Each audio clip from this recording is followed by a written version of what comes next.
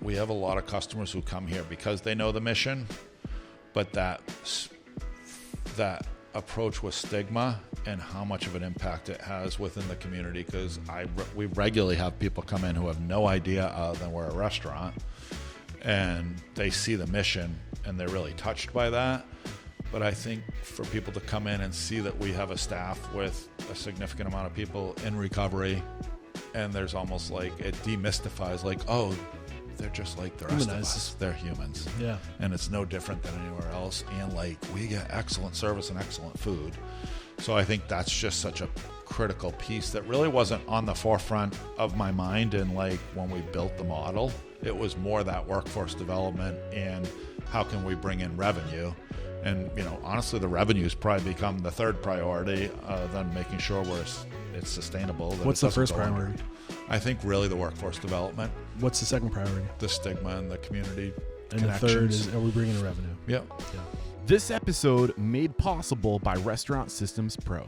With excitement, allow me to welcome back on the show for a second time the GM and chef of Folded and the executive director of SOS Recovery and overseas Folded, Mark Segal and John Burns. Are you two feeling? I know Mark's feeling unstoppable. He was unstoppable 2 hours ago. I'm sure he's unstoppable to this moment. But John, are you feeling unstoppable?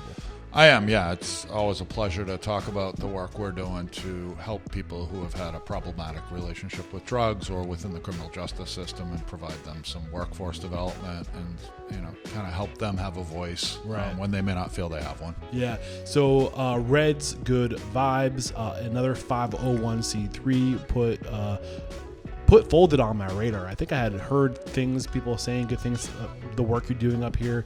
She put you smack dab in the middle of my radar. She brought an old name up that I've heard multiple times from many different people who have a ton of respect for Mark Segal here. So when she said I had to get you on the show, I was like 100%. And we just shared Mark's full story, and it was a great story. And we left off where he was with Gravy, basically, and you know, where he was emotionally, mentally. And that's kind of like where we put like the bookmark right there. I want to pick up where we left off, sharing the big picture of the work you're doing here in Somersworth and how Folded fits into that. But before we unpackage what's going on with Folded, let's get that motivational, inspirational ball rolling with a success quote or mantra. What do you got for us? I think for SOS, we're really focused on supporting the people that have struggled with drugs and alcohol and providing them with the necessary supports that they need to move forward, and doing that in a very public way in the face of kind of putting a positive face on folks in recovery within the community. What's been the tradition around how to handle people in recovery? Is it been to kind of hide it? Well, I think that what you see is you tend to see the media and you tend to see the community focus more on the challenges that people who have those relationships and demonize them often, and often paint a picture that's very different than what we see every day. Yeah, 100%. It's weird. There's like this weird stigma associated with it, and there's so many people who are in awkward positions, and they're in those positions because of the systems that we've created, the systems that we created to do good, like the healthcare systems and the big pharma pushing drugs onto people. Like there's 1,000,001 different ways people can end up in a bad place, and we're all human. And I think it's the humanizing work you're doing and reminding people, putting that front and center, I think is really important. You know, like we need to be, I think, more public about the realities of what's going on so we can do something about it. Right. Yeah, and a big part of our mission is really focusing on stigma and normalizing a lot of the information that doesn't get out there. So, you know, the reality is the majority of people who use drugs or alcohol don't have a problematic relationship with it. It's a small percentage, like 10 to 15%. And so how can we support those folks, and how can we stop demonizing folks based on illicit versus legal drugs? You know, we often celebrate alcohol use. Right. But if it's an illegal drug, we have a very different view on, and those systems were built in a punitive system, so it's not a surprise that we don't even call alcohol a drug. No, we don't. And I usually won't even separate drugs and alcohol except when I'm doing something like this because I feel like it adds to that. Like they're one and the same. Like when I say drugs, I'm referring to all drugs, whether they're legal or illicit. Yeah, there's a fantastic book. Anybody who's a regular listener to the show knows what I'm about to say, and I apologize. But for the sake of this conversation, the book Drunk, How We Sip, Stumbled, and Danced Our Way into Society. It's an anthropological approach to alcohol and its influence over people over time. And I don't think if you're alive today, all you know is the most abundant point of alcohol and its existence, which is there's enough alcohol on the corner of every street to kill an elephant. And it's stronger than ever. It's more abundant than ever. And I think that humans never were able to evolve at the rate at which the industrialized food system was able to deliver strong, abundant alcohol. So like, there's no wonder why we can't manage it. Like, it's like, we're just humans, you know? Yeah. But yeah, we often forget that tobacco and alcohol kill way more people than any illegal drug out there. But we need to be able to empower people and to help people who it's a slippery slope, you know, and some people are more susceptible than others. They had different life situations. Anyway, what's the story? Like, bring us. So you're with SOS Recovery. How long have you been with SOS Recovery? Since we started, essentially. When's that? We started in 2016, in the fall of 2016. So Okay. I started in November of 2016. I think we officially opened our doors in September of 2016, but I was in a volunteer role supporting some of the leadership. And we spent about a year and a half doing like community focus groups within the recovery community, trying to figure out, like, do we need recovery community centers in this community? Is there a need for it? And overwhelmingly, the answer was yes. But it was very much a grassroots. You know, we opened with a $5,000 grant from the New Hampshire Charitable Foundation and an all-volunteer staff in a church in Rochester that had said, like, hey, you can use this office. So that was in September of 2016 that we opened like that. But it was only after like 2 years of community engagement and some of us finally getting sick of like talking about opening and just saying, like, what do we get to lose? Just open it and we'll stay open whatever hours we can with volunteers and see what happens. So what were you doing before SOS Recovery? I was in executive sales for years. I'm a person in recovery myself. I'm a person with lived experience with drug use and homelessness. But really my connection came because I have a daughter who had struggled with drugs and alcohol back then. And so it was through some of the connections I made within, because I really was not I wouldn't have considered myself part of the recovery community. I was in recovery, but it wasn't something that I really addressed or talked about but it was through connections trying to get her some help where I was like, wow, there's like this whole community out here. And it kind of it was a myriad of different circumstances. I was in executive sales, kind of in rat race, getting burnt out. And I think the work that I started doing as a volunteer gave me a lot more purpose. Why? Because training people around sales versus seeing how many people were struggling and seeing how few resources were out there, being able to help people who were marginalized was really like something I became passionate about. And at one point I was just like, I'm not really sales was fun and that's great and the money's good, but I'm not helping anybody. Right. And so just kind of, I realized one day, like, I don't think I want to do it anymore. I'd rather do something where I have a little more purpose. I love that. So when SOS Recovery, you were part of the founding group. Was it just you in the beginning?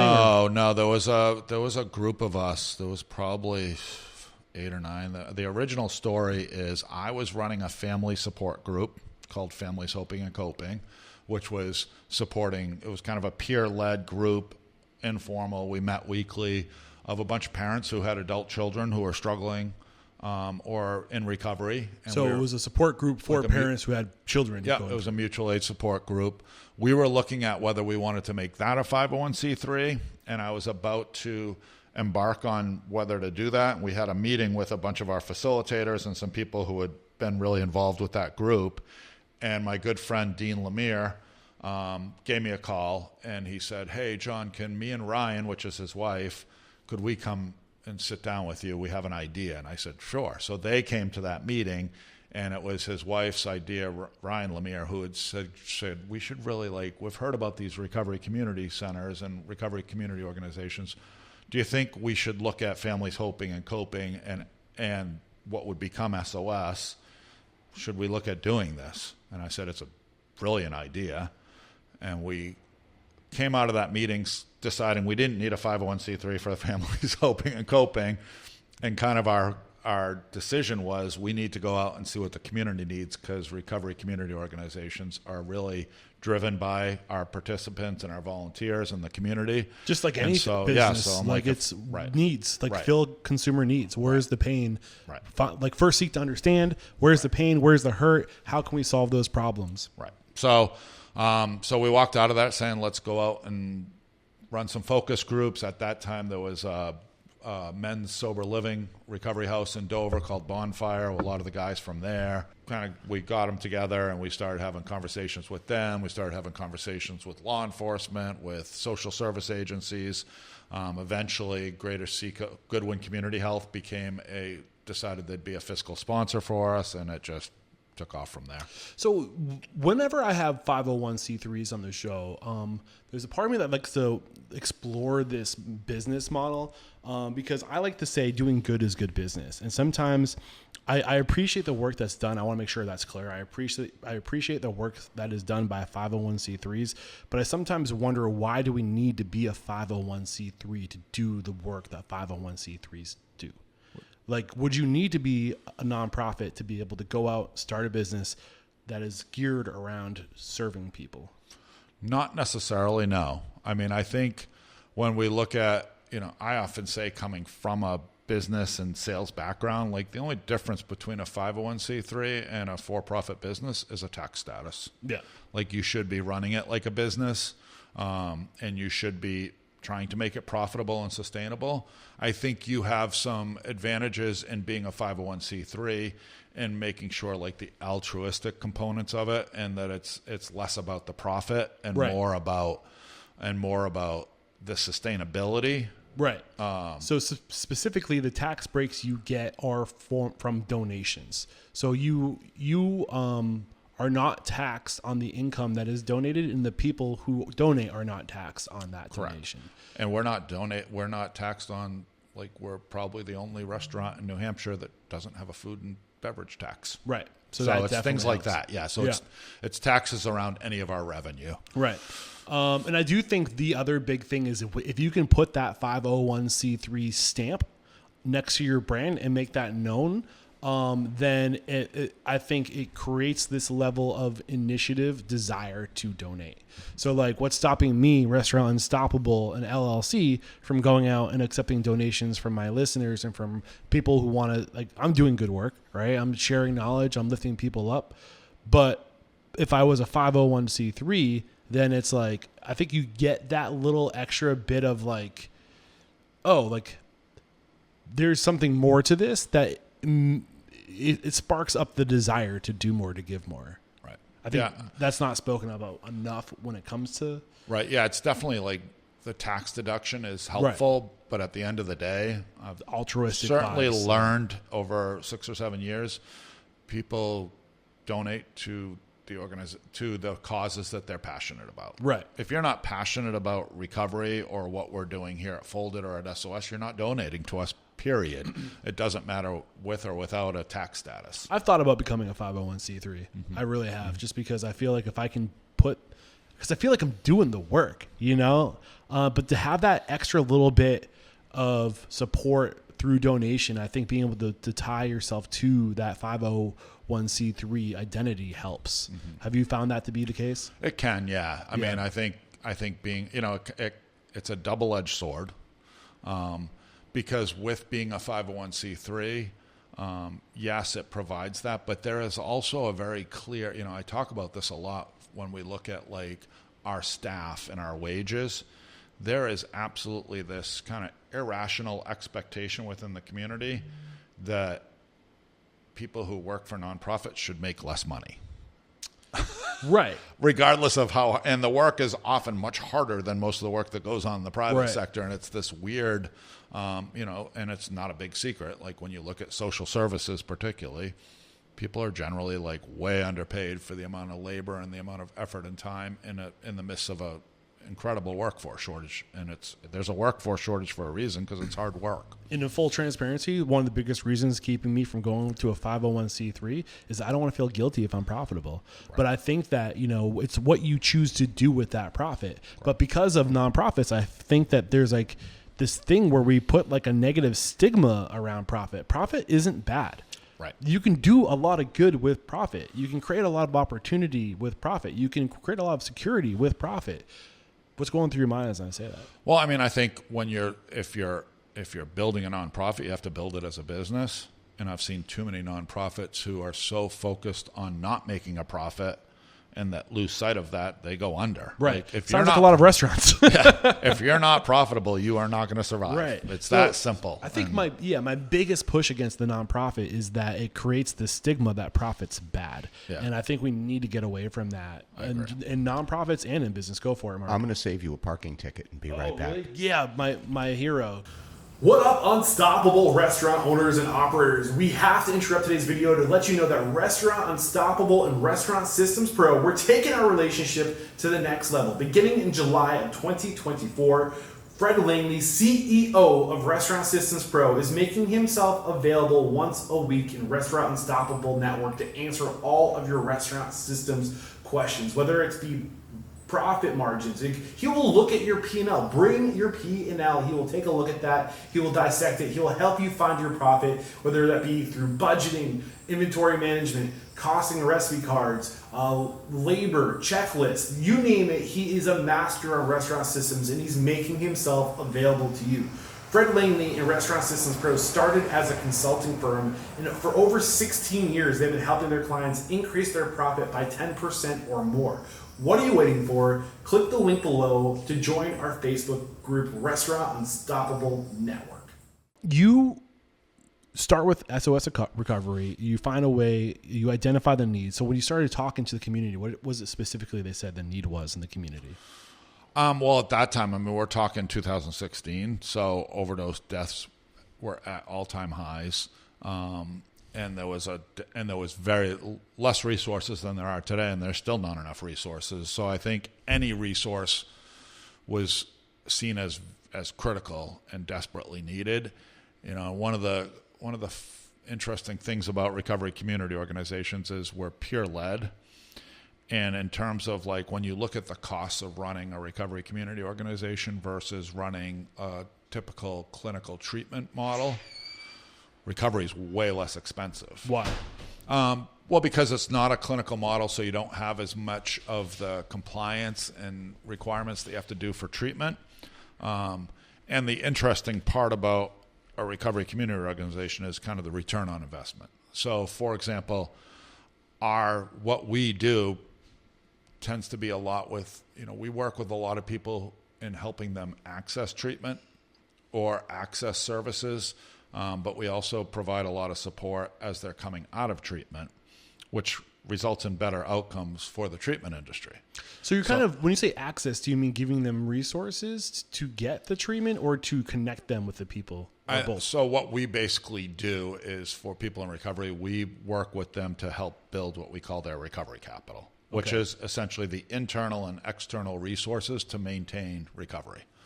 So we do a lot of recovery support services that are focused around that. So things like making sure that they have positive connections in the community, connections with their family, making sure that they have employment and housing, which is the big one right now, and making sure that they have the resources, and maybe it's behavioral health resources, maybe it's just primary care. Yeah. You'd be shocked how many people we work with who when they come through our door, they've never had a PCP. Right. They don't have anybody set up for behavioral health supports. They don't have great community connections. They've had a lot of damage done to their family relationship. Right. So how can we facilitate? It's very much a strengths-based. We let participants drive where they're going to make those changes, but our goal is to help facilitate that. Right. And so we do that through the sports. We also do, SOS has also shifted over the last few years. We do a lot of harm reduction. So we do a lot of syringe service programs. and we provide safer injection supplies and safer smoking supplies, and we do a lot of overdose prevention. And so that, for the majority of people we're serving there, those are people who are unsheltered, and really just a lot of it is coordinating basic needs for them, right, and trying to connect them to any sort of a basic need, because we know that when they're coming through our doors for those programs, the goal of harm reduction is to reduce harms and keep people alive. And then there's a secondary result. I always call it, like, it's kind of a unintended reward, is that people who connect with harm reduction programs are 5 to 6 times more likely to access treatment and 3 to 4 times more likely to stop using drugs. That's huge. And that's just, it's basically just from those connections they build with us is a big part of that. Well, I'm thinking right now, Atomic Habits and The Power of Habit. And in those books, they reference the AA programs. And I mean, back to what you were sharing is like the reason why AA is so powerful is because, one, you're replacing the habit of going out for drinks with going out with people who aren't drinking. So you need to if you can't provide resources to get people away from their old habits, they're just going to fall back into their old habits. So like, and the other thing is like that the other people, like your habits are so much controlled by your physical surrounding. So if you can't break the rituals to get away from the things that are causing you to go back to drugs, then you're going to go right back to those things. So you have to, it's not just like, don't do it. It's like, you got to give them the pathway. Right. You got to give them a trail to stay on, the community of people to stay on, to get away from it and stay away from it. And then, I mean, I'm seeing now like the power of a restaurant in that scenario where you can, like, the restaurant can become the safe haven. It can become the pathway to be around other people who are going through what you're going through and to provide income, like to hit so many of those birds with one stone, right? The stone being the restaurant. So when did you decide? I know you opened a year ago. You're coming up on a year this month, right? Yeah. Congratulations. We just passed last month. So last month. Yeah. Congratulations. Thanks. So I guess leading up to 2023, I mean, am I skipping over any important parts of the story? No, in SOS I mean, Recovery?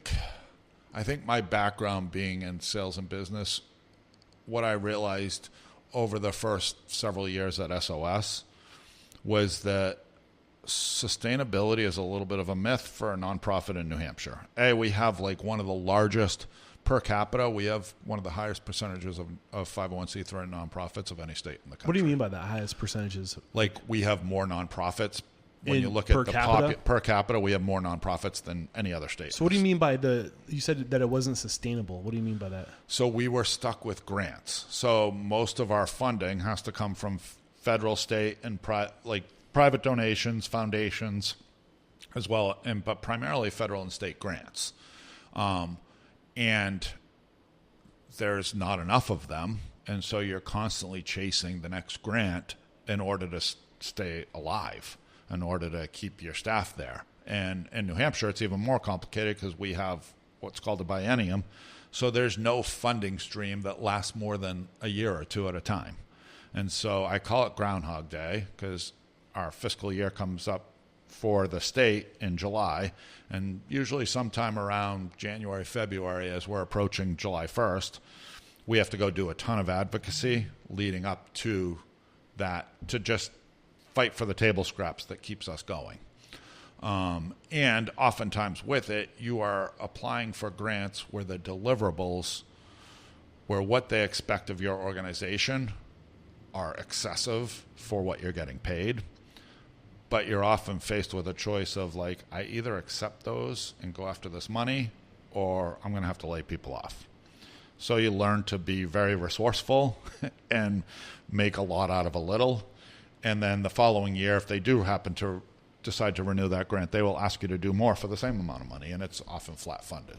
So it's a way to force you to continue to grow. If you're taking the money, you're not just taking it, putting it in your pocket. You're taking it and putting it back into the business. Right. And so I really looked at all of that, and I'm sick of being essentially like just subject to always looking at the grants and knowing that it's never going to be like, we're never going to feel like we have really strong foundation of sustainability, because at any given time, If you get the rug pulled out from underneath you, i.e. Yeah. the grant. political pressures change, funding changes. Right now, and we're looking at the wake of all the money that came into the state for COVID, and we're expecting there's going to be budget shortfalls, and we're expecting an environment in which funding for social services agencies is going to get challenging, I think. Well, is there a scenario where your business that's behind the 501c3, the restaurant, is enough to sustain the work you're doing from just the profit from the business? Not now. So that was kind of in the back of my head when we came into this. The goal was, there was 3 goals.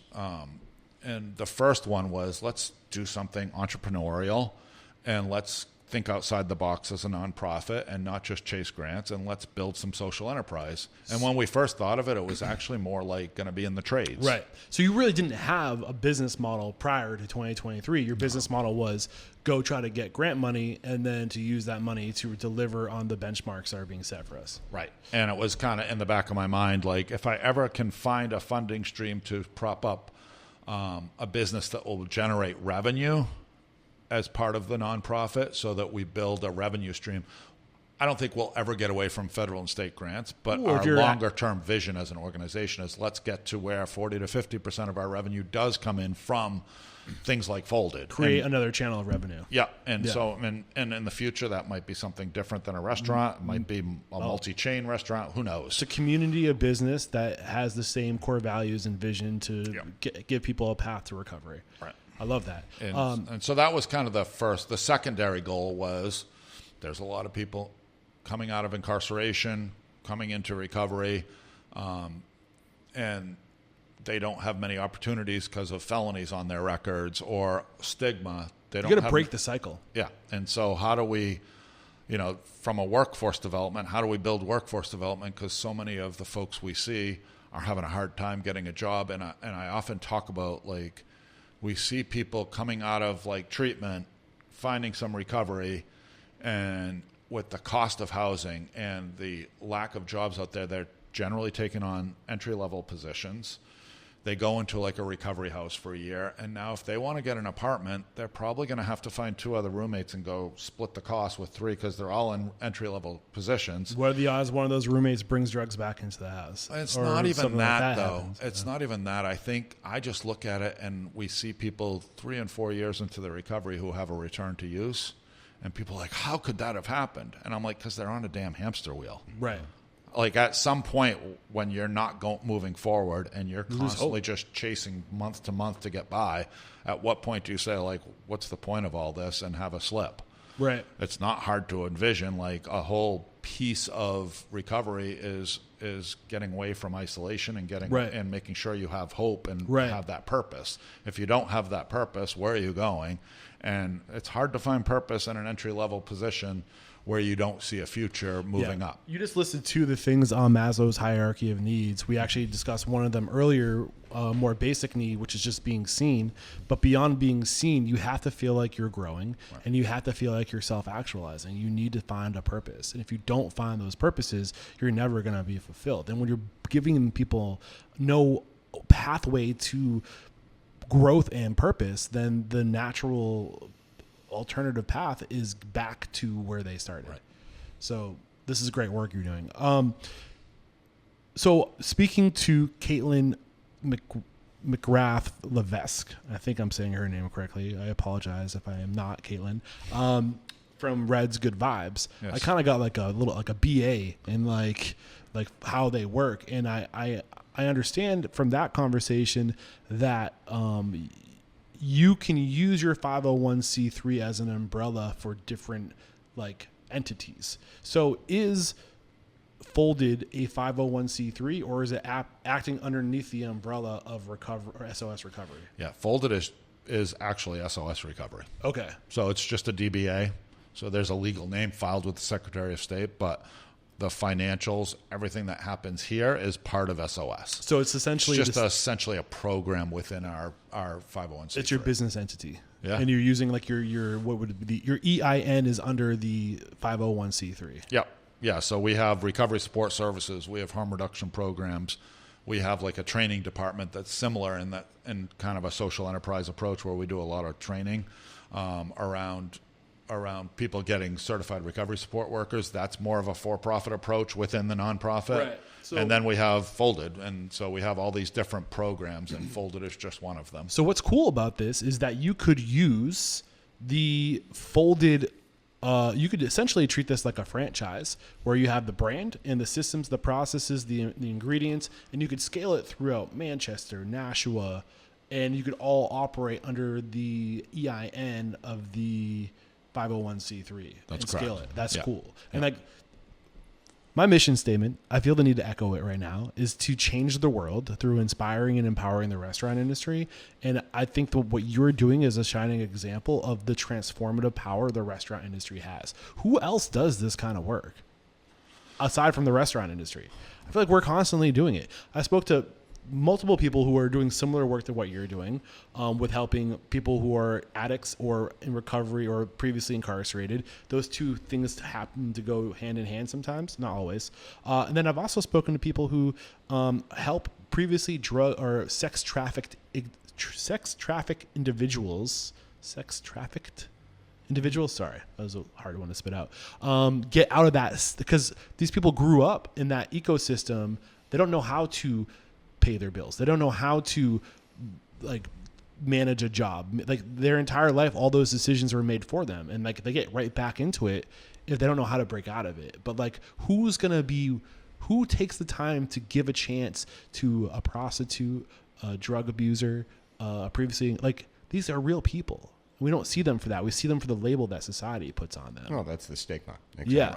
So like the restaurant industry has this transformative power. We are the most, like, we'll give anybody a chance. Right. And even within the language within substance use, like for instance, the term abuser, when we think of abuser, we think of domestic violence. And I often will say, like, no one's abusing drugs. Like, drugs work.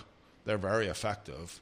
And there's been research around just the term of like drug abuse and drug abuser that has shown that the levels of care people receive in the medical community differ based on language. So when we approach somebody who has a substance use disorder or somebody who has a problematic relationship with drugs, they will receive better care framing them that way versus just the drug abuser and some of those labels of like addict and things like that. So just shifting languages can have a huge impact on how people receive levels of care, because there's just so much negative stigma.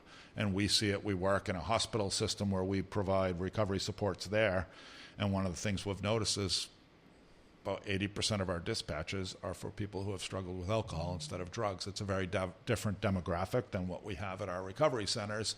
And I've had people in the hospital say, like, why do you suppose that is? And I'm like, because a lot of times people coming in for an overdose aren't seen as deserving of the same care as a middle-aged male who's been struggling with alcoholism and has all kinds of issues with, that are associated with that. So we'll get dispatched to support that, but not necessarily. Because it's more socially accepted. Correct. Yeah. It's more a part of culture. So really and I think we often lose sight of, a lot of the issues around people who have problematic relationships with drugs really kind of focus around social determinants of health. And there's just a really big disparity around poverty and how people are treated, which is unfortunate, Right. But at the same time, and we see that again with race too. And, and like the whole war on drugs was built around racial issues. And oftentimes we lose sight of that.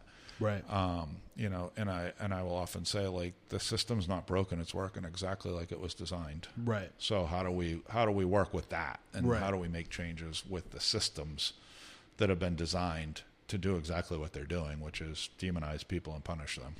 Right. So, 2023, you launched the Folded concept. You opened your doors to the public in November. Yeah, October. October. Yeah, September, October. It was depends when you count the Were there- soft opening versus the real openings. I mean, what were the challenges you had with getting open as a restaurant? Beautiful space, by the way. Man. Thank you. Yeah. Well, I mean, the big challenge. So we built. We were funded through a couple different sources. One of the primary source that really launched it was through American Rescue Plan Act money. So it was basically COVID money. And we were looking at this, and I wanted to do something around the recovery-friendly workplace. It was with Granite United Way. And they had this RFP come out, and I looked at it, and I was like, I don't see anything that restricts us from using this money for capital. Very unusual in our world to see money that's available Free for money. capital. Yeah. Like, that doesn't happen. It's usually operational only. I made several calls and said, are you sure? Like, Yeah. I'm not I seeing don't wanna any get in trouble. restriction. Is this going to... And they made several calls to the state saying, are we sure? Can we use it for this? And they did a competitive bid process. And so we put in a bid for that. And because we had been involved with Recovery Friendly Workplace, with getting businesses connected and reducing stigma and all of that. But I felt like I wanted to do something outside the box and something a little bit different and something that would be more sustainable. We had brought in like over 100 businesses on the Seacoast to Recovery Friendly Workplace. So I was like, how can we use this to build more on the workforce development side? And so we put together the proposal for this, and we were awarded, what I thought would be enough money. Of course, it wasn't. I want to make sure, and I'm not wearing the headset right now, so I don't have your voice being Yep. piped into my ears. So before the workforce, you were focusing on just housing, or No, before the workforce, we're focused on just we were doing a recovery-friendly workplace initiative that was part of our overall mission, which is connecting with businesses to reduce stigma and provide business, so to kind of change cultures within the private sector. So you were like to support people in recovery and to support giving family people paths members. in Yep. partnership with other Right. organizations. So partnering with a lot of the business community. Got it. And so there was this grant opportunity around that, and I said I'd like to shift gears on this and Build fold the- it. yeah, one- So we hired Emmett Soldati as a consultant, and he came in and kind of ended up building us a menu design. I know and that a name. concept. So so Emmett owns Teetotaler in Yep. Concord and now Dover. This was the former location of Teetotaler. Got it. He built a lot of the concept and design, and we hired him to do that when we were awarded the grant, because I was like, I guess I think our thought process was hospitality is the biggest industry in New Hampshire, so maybe we focus on a restaurant and talk to him. And we weren't even set on a restaurant at that point, but I talked to him and he's like, let me put together a package, which was funny because we were part of a health center at that point, and they wanted me to put it out to bid, and what he charged was such a ridiculous, so many pennies, and they're like, Power of a 501c3. right. So I remember like It brings his out the price, best of I put people. it out and I'm like, this is basically a gift. Here's the other bids. Like nobody would bid on it because he was doing so much. And Right. it was. So what exactly did you hire him to help with? So he helped with the menu design. He helped with the business plan. He helped with the concept. He helped with pretty much all of the nuts and bolts of building it, having been a restaurateur and been an entrepreneur in this business. And then we were looking for a location. And honestly, our first choice was to locate this in Rochester. We couldn't find a space. Is that where SOS Recovery is based? We have our main office is in Rochester, but we have centers in Rochester, Dover, and Exeter. We were looking at both Rochester, Dover, and we were looking at the Somersworth too, but what we were finding was Dover has a lot of breakfast restaurants, so that was kind of an intentional, let's focus on Rochester. They don't have much for breakfast. They also don't have many spaces that can accommodate a grill hood and be renovated for the little over $200,000 that we had to open this place. So I had the help of Chinberg Builders. They sent one of their guys occasionally because I'd look at spaces and I'd be like, yeah, the space looks great. I have no idea if this is going to cost me Right. You're not $100,000 or $1 million. You need somebody with a trained eye. So Chinberg sent one of their estimators with me, and he'd walk in and be like, about $750,000. I'm like, okay, let's go. So we just Pretty reasonable. So this was a food and beverage operation before you moved in. so this was Teetotaler, and Emmett had built the design, and then he approached me and said, I've got an idea. You haven't been able to find anything. He had Concord running really well. he managed the day-to-day of Teetotaler here, and he was kind of looking at long-term, I'd like to expand my brand. I've learned some things in Concord, and I also don't want my space in Somersworth to necessarily go away. And I certainly don't want it to because Teetotaler was a sober space as well. So he's like, I don't really want it to go to a bar, and I don't want it to become like a laundromat. So would you be interested in acquiring my equipment, and we can talk to the landlord, and you can. And we now can he's see about offering you a acquiring the turnkey lease. option. So so we had somewhat of a turnkey. We had to bust out a wall and expand and do a fair amount of more renovation that I want to talk about. But You and every other restaurateur. yeah, early on, somebody was like, do you have any idea how much work this is going to be? And I'm like, oh, it'll be fine. And then about 3 months into this, I was like, what did the I do? hell was I thinking? And You're not alone, my friend. Emmett was right here by my side, like really kind of in kind helping me. We spent more weekends in here painting and doing odd jobs to get this place turned over than I care to talk about. But I used to make comments about I realized how hard this is, and he would just snicker and laugh and be like, I'm glad you're getting it. So how much money did you think you were going to need to get open? What was the target? We had a target of like $225,000. How much of that came from grants and from Pretty much all of it. All of it? Yeah. So what happened is we fell short. How much did you fall short from? We were like, I think we did all this with about 260. And you were quoted what, a third of $1,000,000? What did this? We got like 225 for our recovery friendly workplace program. 10,000 over. Yeah, no, we ended up getting money. We ended up going to the New Hampshire Charitable Foundation. Some of the things that we hadn't thought real well about is you need cash flow, and nobody's giving grants for cash flow. Right. So we're fortunate enough. New Hampshire Charitable Foundation and Tom Haas donated $20,000 just to give us starting operating cash. Another charitable foundation also gave us some additional capital money, and Kennebunk Savings Bank granted us some money for the capital to kind of help with those. So between those two and the Granite United Way money, that was the funding. There was some small other donations that came in, 1,000 here, 500 there, that we added to it. But it was primarily through those three sources that this was built, and with a lot of volunteer labor. We had people coming down from Kennebunk Savings Bank who helped paint and scrape walls and all of that. So community. Yeah, there was a lot of community involvement. Community cash and community sweat equity. A lot of sweat equity. Yeah. Open October. Yeah, we opened roughly September, October. Our goal was to open it July 1st. We didn't hit that. What was your pain point when you were looking to open? What were you missing when you were open in July? Everything.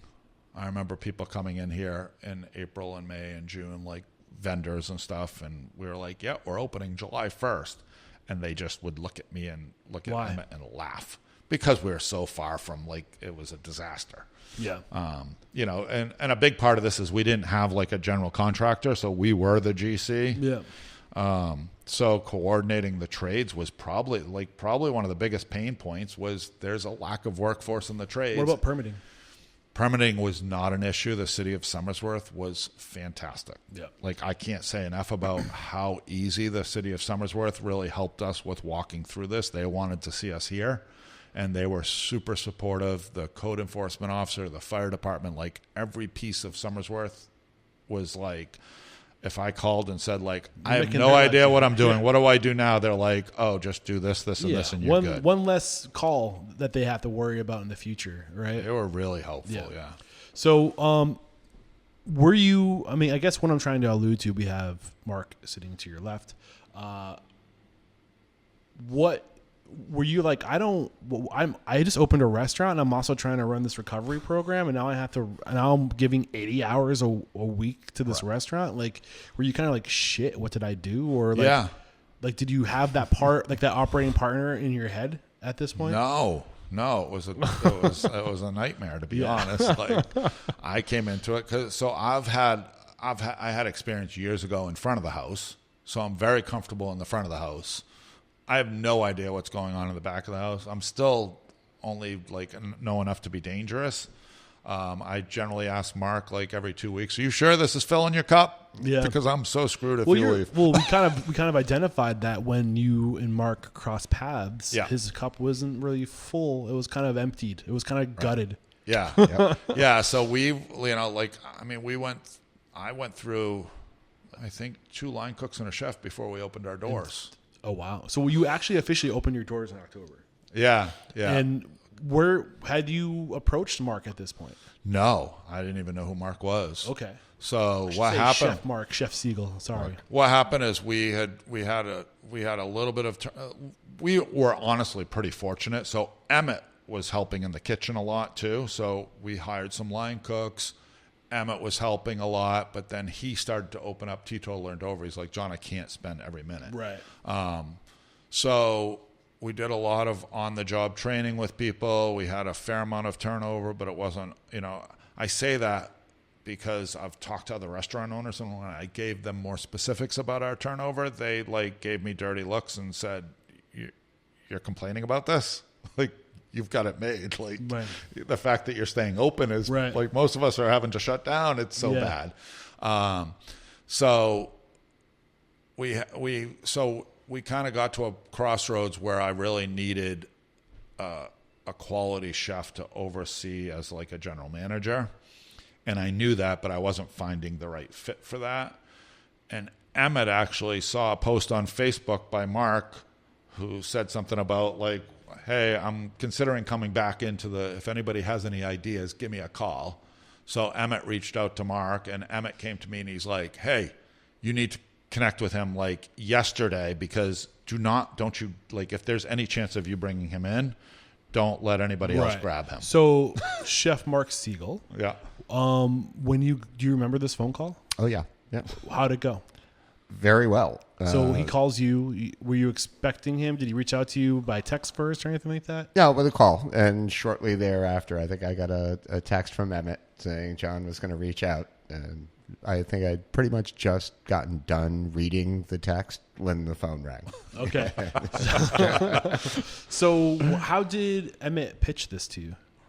Really didn't pitch just it. Say John's going to reach out. Yep, and and just let John and I talk. So what was that like when getting this phone call? How was? I know he's sitting right here, but what's that conversation look like? As to be expected, John told me a lot about what the diner was, what they were trying to accomplish here, and where I was in my life.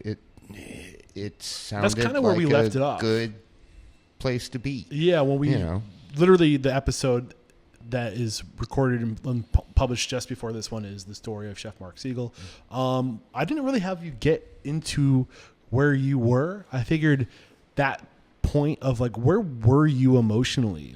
Get into your dark. Was this would you say this was your lowest point as a career in hospitality? Was right here? Yeah, I'd say so. Okay, yeah, definitely. Take me there. Sure.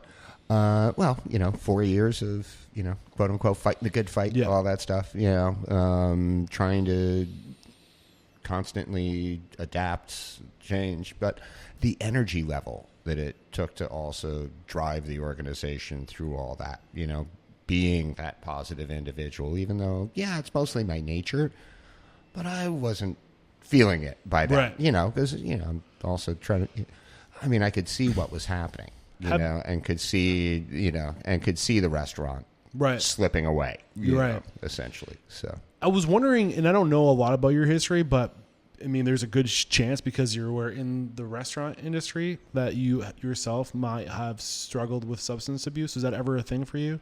Cigarettes all the time. Okay. Luckily, in alcohol abuse and any other substances, there's a 50-50 chance. Luckily we're never good. a big issue. I was wondering if that was maybe pulling on your heartstrings a little because maybe you had been there, and I don't want to make the assumption, but I thought maybe it would come out in the story, but it didn't. So I wanted to see if it did. And I certainly, I use alcohol. Right. I've used alcohol, most of my adult life. Could definitely see myself using alcohol a lot more than I would have for I can the get last behind that. year of Gravy in particular, which was also another sign for me that it was time to let it go. I don't drink a lot because I want to drink forever. Yeah. And I didn't. I never did. That was the thing. Like I was always that, I'd be 35 years old and there wasn't beer in my house. Right. My friends would come over and like, what do you mean there's no beer? I'm like, well, we can go out and get a beer, but no, I don't want a beer when I'm home. I didn't, there wasn't, that wasn't it for me. It took too much energy for me. What was the appeal for you? Like when you heard the pitch, like you were down, you were low. How did this impact you in that moment? Connecting with the community and really making a serious impact on the community was really the thing for me that, that's why I'm here ultimately, was after hearing what John had to say about, what the diner was, what he was looking to accomplish with it. I mean, how can you not immediately, care and want to see this do well, right? Exactly. On so many different levels. For me personally, it spoke to where I was in my life on several different levels. It was a way for me to re-engage and re-engage in a meaningful way that, it was about everybody else and is about everybody else here, and the organization itself, and not about me. Emmett did a great job in setting up the menu and the design. Like I barely changed anything food-wise. I didn't need to. It was, it wasn't broken. From that first conversation, was this in October? No, this was in January, February. Yeah, late February. Yeah. So the first, so you had opened in. We had been open for about 3 or 4 months. And 3 or 4 months, and you were feeling the hurt. Yeah, it was a struggle. I was here 7 days a week. Yeah, and he calls you. Mm-hmm. How much time from that phone call to when you were in here elapsed? Not long. Yeah, I mean, we met a couple of days later, and then it was a couple of weeks. Yeah, I mean, I remember distinctly, like we had the phone conversation. We talked for a while, and then he sat down with me. I remember one of the things he said to me as we were sitting in person was, I'm not really interested in just going to a restaurant to go to a restaurant. He's like, but if truly your focus is developing people, like, I'm in. Yeah. And I, like, as soon as he said that, I looked at him and I'm like, when can you start? It was like, I don't usually make offers in an interview, but like the offer was on the table before he walked out of here. So you were unemployed and I think at the it was time. probably within a week or two he came in and started. So why 2 weeks? What was going on in your life? Why did you say 2 weeks? I'm just curious. Actually, I didn't say 2 weeks. Really? There were some logistical issues here that still needed to be. Got it. Still needed to be ironed out. I don't need to go any further into that. So what was it like when you came here? I mean, what was like, did you know what you needed? I mean, because you didn't have really restaurant management experience before this. Were you kind of like, I don't want to make assumptions. Like, were you in a good place? Were you in a bad place? No, I think we were in a place where I knew exactly what we needed. Okay. And we really needed. So what it's a smaller kitchen, and what I could see was like we were having a hard time getting food out fast enough at times, and we needed a personality that could, like a big piece of where we stand on is creating a very trauma-informed environment where things are just chill in here. Like, what do you mean by so chill, trauma-informed environment? What is meaning a kitchen where people feel supported and that leadership supports them at all times, and that it's not, I've worked in plenty of restaurants where you've got, ladles being tossed across the kitchen at the servers. So not the earlier version of Chef Mark. Exactly. Yeah. And, you say that, and I'm like, I can't even envision that. Oh, good. But I'm sure it existed, and I'm hoping I won't ever see it. But, we wanted to make sure that the staff really needs a very grounded place where everybody knows that we've got each other's back, and that we don't have bickering and any of the stuff that I've traditionally seen in many of the restaurants that I worked in. And so that was a big piece of it. And the other piece I felt like we needed is the kitchen was operating and the food was decent, but it needed to be almost simple. Like the menu didn't need to be changed, but the output needed to be simplified and put into more processes. Okay. There wasn't much, I remember a few weeks into it, Mark quickly identified like par cooking the crepes. And I was like, that's brilliant. Yeah. And like, you know, the times, you know, we had a POS where I was looking at Emmett often used to joke. He's like, I've never seen anybody do as many analytics. Like, I'm thinking about hiring you over at Teetotaler. He's like, I don't pay attention to half the analytics you look at because I'm always into the numbers. And so I would look at, you know, we had a kitchen display system, and I was looking at ticket times. And I know, like, in a breakfast restaurant, the majority of customers expect their food almost as quickly as they can pour a bowl of cereal. Minutes, yeah, like they somehow expect you to have an omelet in front of them in the same amount of time it takes to pour a bowl of cereal. So how do we get there? Because other breakfast restaurants are doing it, and we weren't bad. But, you know, what were your ticket times before? I was seeing, you know, when it got busy was the problem. So on average, we were seeing like 15 to 20 minutes, but it would surge up to like 30 during peak times on a Saturday or Sunday. And where are your peak times now? Our averages are probably 8 to 10 minutes on average. And at peak times, occasionally we'll get 15, maybe 18 minutes. I mean, cutting your ticket times in half in a year is huge. And then that happened in 2 weeks. Yeah. Like Mark basically came in and kind of watched and observed and immediately put some of those systems, because, you know, that was one of the conversations I remember me and Mark having, is like we had heard from from previous staff, like, this kitchen's probably not big enough to support a 56, 60 seat restaurant. Like, you can't do it fast enough.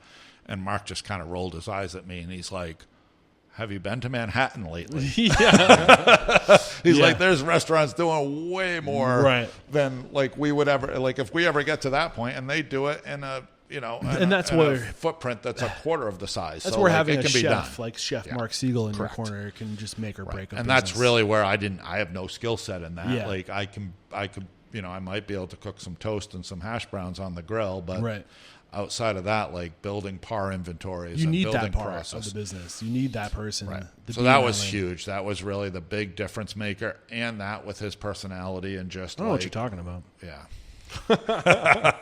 I'll tell you, he has been a huge asset in terms of just like the staff feels supported. I have had very few complaints ever about anything around support wise here. So it is 1 o'clock. Yep. I think I kind of planned it to get as much out of you as possible in the first hour. And I think we kind of got to the point in the conversation where Mark has come in to talk about the evolution. Yep. But I don't want to cut you short. Is there anything that you were hoping would come out of today's conversation before you have to move on to your next appointment? No, I think the only thing that we really haven't touched on is kind of the third leg of why this is so important, and that is we have a lot of customers who come here because they know the mission, but that approach with stigma and how much of an impact it has within the community, because we regularly have people come in who have no idea other than we're a restaurant, and they see the mission and they're really touched by that. But I think for people to come in and see that we have a staff with a significant amount of people in recovery, and there's almost like it demystifies, like, oh, they're just like the rest of us. They're humans. Mm-hmm. Yeah. And it's no different than anywhere else. And like, we get excellent service and excellent food. So I think that's just such a critical piece that really wasn't on the forefront of my mind. And like when we built the model, it was more that workforce development and how can we bring in revenue. And, you know, honestly, the revenue's probably become the third priority, than making sure it's sustainable. What's the first priority? I think really the workforce development. What's the second priority? The stigma and the community and connections. The third is, are we bringing in revenue? Yep. Yeah. Yep.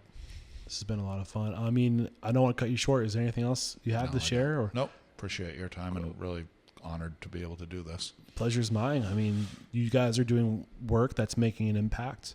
And it's my job to make an example of the people that are making an impact. You know, I think success can be defined many different ways. And I think having an impact on your community should be at the top of that list. Is it awards? Is it money? Is it, you know, scalability, or is it impact? And I think impact should be higher on that list, honestly speaking. So I want to do more conversations like this, and it's been fun. And I think we can continue to go, Mark, to kind of round off what the last year has been like since you've been on board. Sure. But you're welcome to stay. But if you have to get going, I want to respect your hard out at 1 o'clock. Yep. Cool. Appreciate it. Yep. Thank you so much. Appreciate you. What up, unstoppable restaurant owners and operators? We have to interrupt today's video to let you know that Restaurant Unstoppable and Restaurant Systems Pro, we're taking our relationship to the next level. Beginning in July of 2024, Fred Langley, CEO of Restaurant Systems Pro, is making himself available once a week in Restaurant Unstoppable Network to answer all of your restaurant systems questions, whether it's the profit margins. He will look at your P&L. Bring your P&L. He will take a look at that. He will dissect it. He will help you find your profit, whether that be through budgeting, inventory management, costing recipe cards, labor, checklists, you name it. He is a master on restaurant systems, and he's making himself available to you. Fred Langley and Restaurant Systems Pro started as a consulting firm, and for over 16 years, they've been helping their clients increase their profit by 10% or more. What are you waiting for? Click the link below to join our Facebook group, Restaurant Unstoppable Network. All right, so it is back to Chef Mark Segal and I. John had prior commitments he had to get to. So perfect timing, though. He left when you came on. Yeah. Like he left the conversation Right. in the story when you come on. So from your perspective, you kind of talked about what his pain points were. What was it like for you coming into this operation? Like, were they like, you kind of clearly identified some things that could have been doing better, like faster turns? A lot of it was just, it was a lot of operational inefficiency. Yeah. You know, Things that comes with the years of being in the industry. Yeah, and to me, pretty easy, quick Yeah. fixes. At the same time, the first thing I saw was a great organization. Yeah. You know, I think I'd mentioned, like, you know, the menu format, even down to the menu items. Yeah, I made practically no changes Yeah. to this menu. Well, it sounds like didn't Emmett need to was be talented. changed. He knew what he was doing. Yeah, Yeah. absolutely. Yeah. You know, and, you know, in our previous conversation, we talked about my ego and my inability to recognize, you know, and part of my growth by now is that, you know, I can recognize good work and know when it's time that I don't need to touch it. It doesn't need my anything. So after a year of being here, what have your challenges been? I mean, aside from the usual staffing stuff, you know, that's Yeah. still, you know, a little silly. Let's face it. I mean, compared to, 10 years ago, the staffing challenges we have now are, it's just unnecessary time, so you don't get a chance to really to spend that time with individuals and develop them, in the way you'd like to and see them develop. That said, you can provide all of the resources and the avenue. But whether it be in recovery or professional development, it has to be driven by the individual. You can create the environment, you can provide the resources, but ultimately it has to be something that they want for themselves. So the staffing that you mentioned before, was it more like schedule management, like in that kind of thing in terms of staffing, hiring, like just the added workload? But now it's this added layer of difficulty where you're intentionally going after people who might be bringing extra baggage to the table. Is that what I'm hearing? Or? Not so much that. Yeah, I don't it's wanna just make really, assumptions. kind of the usual ups and downs. I don't have any more, I haven't found any more difficulty or challenges with the individuals on our team that are in recovery versus those that aren't. Is it just the ecosystem of the industry? Yeah, right and now? that's all I was referring to. It's just couldn't tell. Just the much broader. Yeah. Okay. And if anything, I think, John kind of touched on it. The importance, for people to have a real network, not just one individual or one phone number or some hotline, but a real network of support, and that has to come, from your personal life, but also in your professional life as Honestly, well. I feel like the restaurant industry is the perfect haven for that. The perfect, what's the word I'm looking for? Just like safe house. Yeah. It's we talk about this industry being you're closer than your actual family members. Absolutely. You're working from 5 a.m. to 4 p.m. or whatever you guys do however long it takes to get out of here. You're shoulder to shoulder with these people. It is a place to go to be around people who can give you what you need, a safe place. And we've been that industry, as you mentioned, for a long, long time, but tacitly, I think. And it was one of those things that, it had the stigma attached. Right? Yeah. So Go ahead. No, it's just, and a big part of it is wearing it loud and proud, being very vocal about Right. a big part of our mission here, and reducing or getting rid of that stigma. So what does it look like when you're here to, like, what does building up an employee look like here? What are the goals, like, from when they get hired to, like, are there paths, like career paths here for them? Is that the intention, or is it to get them back on the into the workforce? Like any other workplace, I think it depends upon the individual and where they're at, and what's appropriate for where they are in their lives. And, some have more immediate needs of just providing a strong and stable workplace where they're seen, they're respected. They feel like they're contributing back in a positive way to the workforce. Others that, also need now more a professional and intellectual challenge, and at the moment we're one small restaurant here in Somersworth, but I think there's absolutely, a need and a place for a folded, as you mentioned, in Manchester, in Nashua, in Concord. The cool thing is people listening to this podcast, they could reach out to you and be like, we would like to execute your brand in Iowa. Yeah, Florida. Absolutely. That's the cool thing about a 501c3 is, like, you can operate under the umbrella of the recovery SOS Recovery. Mm-hmm. Did I get that backwards? SOS. Yeah, Recovery. SOS Recovery community. I mean, maybe you're not there yet, but creating awareness about companies like this, like, it's much easier. I think that's the other benefit of a 501c3 is it's much easier to scale. Yeah, because you can operate under that umbrella. Yeah. But the first thing we have to do is prove out this model, right? As John mentioned, true sustainability. So where are you with that? Do you mind getting vulnerable? Do you think he's comfortable sharing numbers and, like, this? I mean, specifics, maybe not. Okay. So, but I can say we are growing to, we're getting real close to our break even. Can you give me a comparison percent growth since you've been here? 35-40% growth. Yeah, that's awesome. You're getting close to break even. Yeah, you said that's awesome, and that's the biggest one. And especially because we certainly are hoping to be, as the diner itself, as John mentioned, can be a source of revenue for SOS on top of the grant. You don't want to be a liability for SOS. That's the last thing we want to be. We do not want to be taking resources away from the organization that can go directly toward recovery. So you said it's Okay. So you said it's scaling, or it's trending to break even. Is it, like, what's that pattern look like? Do you think, like, in the next 2 or 3 months, are you going to your slow season? Are you worried about that? Or a little bit, yeah. But it's also, it tends to be a pretty steady season for this area, as opposed to as opposed to like a beach community, that kind of thing. A lot of folks that live around the area actually do have cottages, up in the beach area and wells, and so they're spending their weekends up there in the summer, not so much in the winter time, right? So we'll start to see a lot more of our regular backyard, on a more sustained basis. Got it. But we're still new. People are finding us all the time. I think we're doing 65% new customers every week. Awesome. Feedback's been dynamite on it, so making sure that everybody comes here really, really enjoys their experience. We've got a tremendous team. They understand and embrace the capital H in hospitality, and that it's an action word. I love that. So what about, like, operations? Like, where are your operations today? You're using, I see in terms of tech stack, you're still using Toast. You stuck with Toast. You're using their KDS in the kitchen. Have you leaned on any other technology in terms of improving systems and profitability? I mean, team-wise, we use a scheduling system, 7 shifts as well. It's just a great messaging platform for everybody. Really was this your helps. first experience with 7 shifts? I'd used it a couple of times before. Okay. But I'm finally comfortable with it.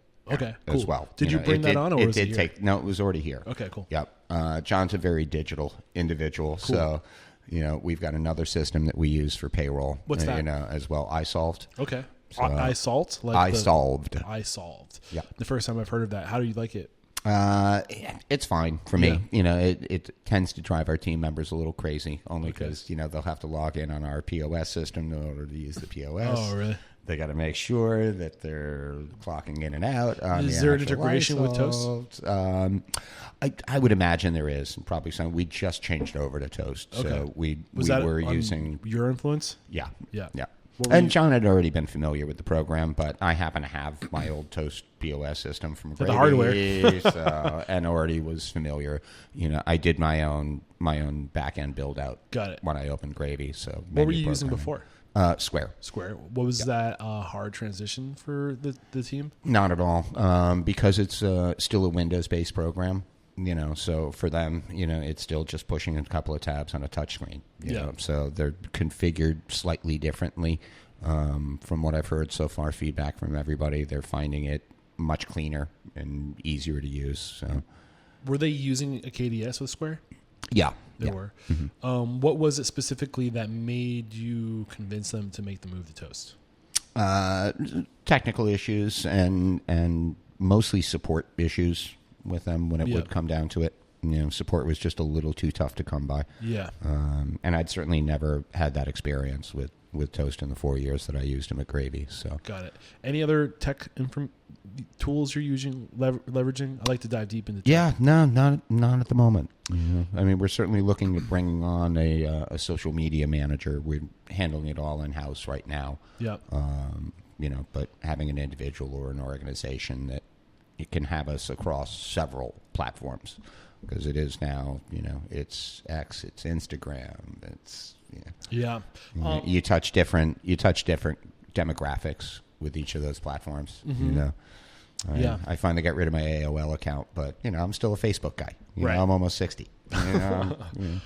So in terms of we talked a lot about meeting, communication, open book management.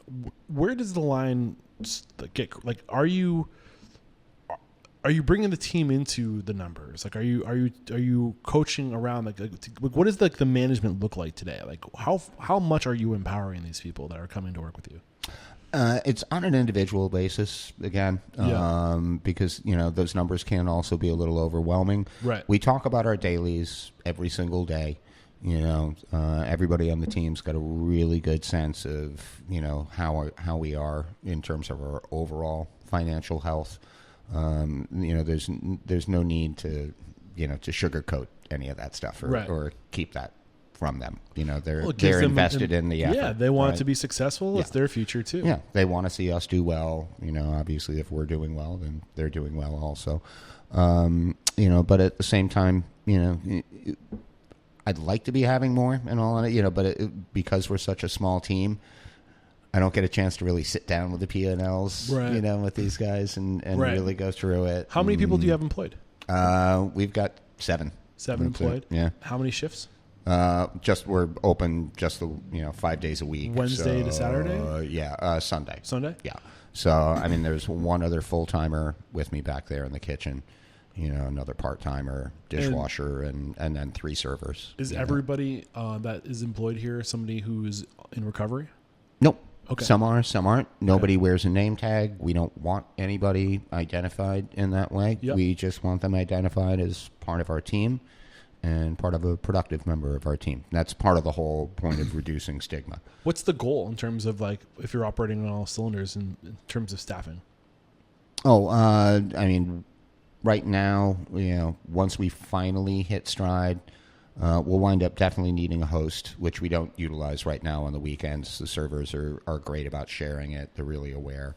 So it works, but we're right on that threshold for sure. Yeah. That will probably also entail a busser food runner at the same time.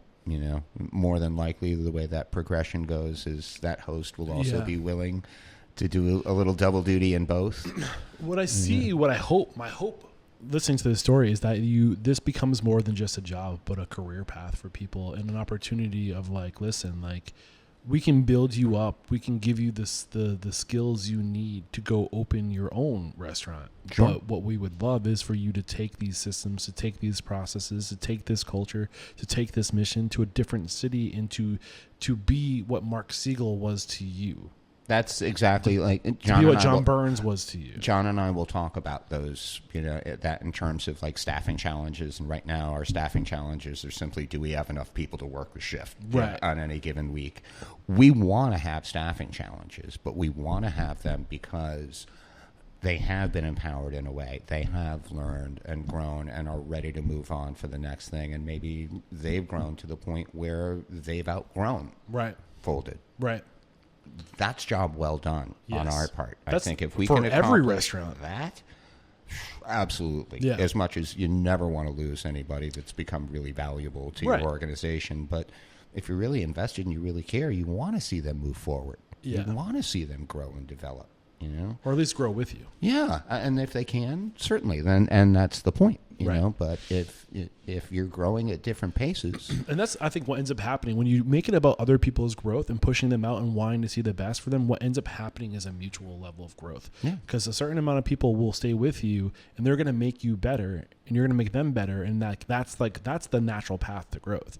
Is not being able to get rid of people that to the point where you have to open another restaurant to keep them growing.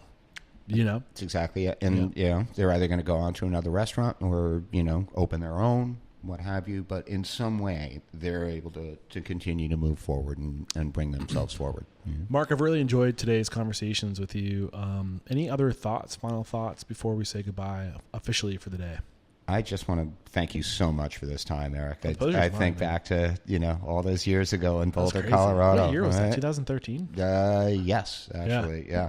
2013. And here we are sitting down today, both of us with a whole lot of stories to tell. So, I think I was cool. sleeping outside in a tent in the mountains during that thing. Why wouldn't that surprise me? Yeah. I want to say I got a flight out there, but I remember specifically sleeping in a tent and that time of my life was so exciting. I'm still really passionate about the work, but I remember then I was just like, I just need to get around these people. And you were so warm, you were so inviting, you were so welcoming. I was this random kid who had a podcast that had 10 episodes recorded, and everybody was so good. Aspiration, and that's what like we were talking earlier. I mean, I'm really glad that the industry has changed in terms of it's nowhere near as abusive as we used to. It used to be. And that's great. That provides that nurturing environment. But the individuals also need to come to the table with their own level of drive and aspiration and be willing to put themselves out there a little bit and not necessarily look for the return immediately. Right. But to know that if they're investing in themselves in the right way, that return will come around in time. Yeah. Yeah. Well, collective return, not individual return. It's better for everybody. It's holistic. Yeah, absolutely. Yeah. Chef Mark Segal, my man, I already kind of put you through the ringer having you answer those questions in the last recording, so I will cut you loose. And I just want to say I literally cannot do what I do without people like you getting vulnerable, opening up, sharing their stories, sharing their wisdom and their knowledge. And this is where I say there is no questioning, my man. You are unstoppable. Thank you, brother. Cheers.